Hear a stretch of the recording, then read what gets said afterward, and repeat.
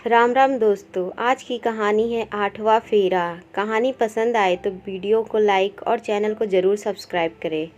भाई साहब, हमें तो आपकी बेटी बहुत पसंद आई। जैसी बहू की हमने कल्पना की थी बिल्कुल वैसी है आपकी प्रिया। अपने बेटे के लिए लड़की देखने आई कमला जी लड़की यानी कि प्रिया से मिलकर बोली कि बहन जी, यह तो बहुत अच्छी बात है। अब प्रिया की माँ तो है नहीं, सास के रूप में माँ मिल जाएगी। बस आप लोग राजेश बेटा से पूछ लो, उन्हें यह रिश्ता मंजूर हो तो आगे बढ़े बात। प्रिया के पिता कमलनाथ जी बोले, अंकल, कोई भी फैसला लेने से पहले मैं प्रिया से अकेले में बात करना चाहूँगा, अगर आपकी इजाज़त हो तो। राजेश कमलनाथ जी से बोला, बिल्कुल बेटा, जाओ प्रिया, राजेश को बाहर गार्डन में ले जाओ। कमलनाथ जी बोले, तो प्रिया राजेश के साथ चलिए सक्षम और काशवी के पास गार्डन में चलते हैं। देखो प्रिया, आप अपने भावी जीवन साथी में क्या चाहती हो वह मुझसे कह सकती हो। अगर मैं आपकी कसौटियों पर खड़ा उतरा तभी आप हाँ बोलना। गार्डन में आकर राजेश बोला, राजेश, मैं ज़्यादा कुछ नहीं चाहती, बस मेरे लिए मेरे पापा, भाई, भाभी सब कुछ हैं और मैं यही चाहती हूँ मेरा जीवन साथी उनको इतना ही मान सम्मान दे जितना अपने परिवार को देता है। प्रिया ने अपने दिल की बात कही। बहुत अच्छी बात है, यह तो आप अपने परिवार को इतनी अहमियत देती हैं। उम्मीद है शादी के बाद ससुराल पक्ष के लोगों को भी वही मान सम्मान देंगी। राजेश बोला, जी बिल्कुल। प्रिया बोली। कुछ और औपचारिक बातों के बाद दोनों बैठक में आ गए। दोनों बच्चों की हाँ होते ही रिश्ता पक्का कर दिया गया और शादी का मुहूर्त भी जल्द ही आ गया। फेरों और 7 वचनों की रस्म पूरी हुई और कन्या स्थान अपना ग्रहण करे। 7 फेरे होते ही पंडित जी बोले, रुकिए पंडित जी, अभी 8वां फेरा और 8वां वचन अभी बाकी है। राजेश पंडित जी की बोला। पंडित जी और सारे लोगों में खुसुर फुसुर शुरू हो गई।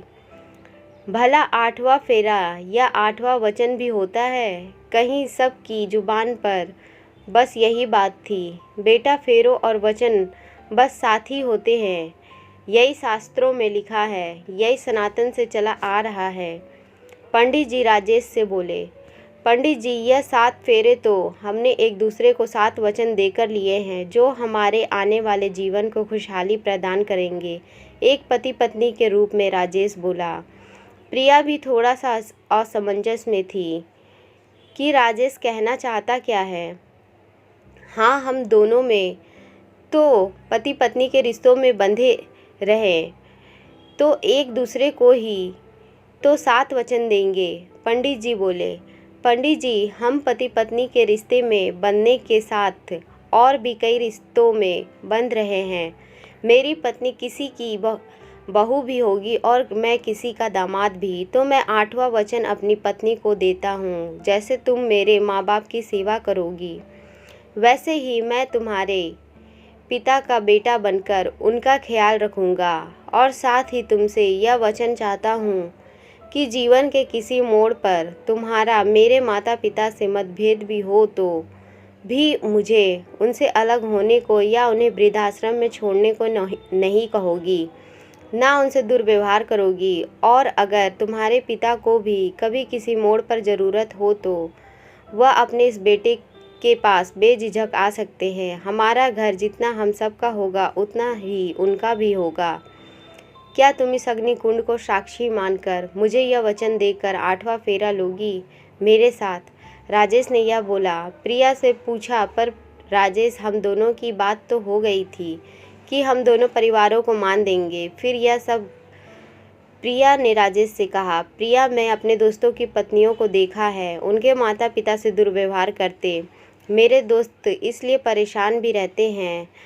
ऐसा कुछ मैं अपने घर में नहीं चाहता और इस 8वें फेरे को निभा सको तभी लेना यह फेरा, वरना तुम मेरी पत्नी तो बन जाओगी पर अर्धांगिनी नहीं। राजेश बोला, मुझे आपका 8वां फेरा मंजूर है।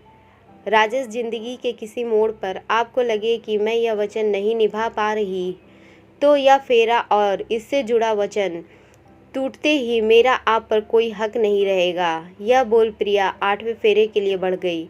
मंडप में बैठे हर इंसान की आंख नम हो गई। राजेश के माँ बाप की आंख में खुशी के आंसू से उनका बेटा तो उनका था ही, बहू के रूप में बेटी भी मिल गई थी। वहीं प्रिया के पिता ऐसा दामाद पाकर खुद को बहुत भाग्यशाली समझ रहे थे। आज पूरा मंडप गवाह था उस 8वें फेरे का, जिसने रिश्तों की एक नई परिभाषा गढ़ी थी। साथ ही केवल 2 दिल नहीं, 2 परिवारों को एक किया था। दोस्तों, उम्मीद करती हूँ कि यह कहानी आपको पसंद आई होगी। अगर पसंद आई हो तो कृपया लाइक और सब्सक्राइब करना ना भूलें। धन्यवाद।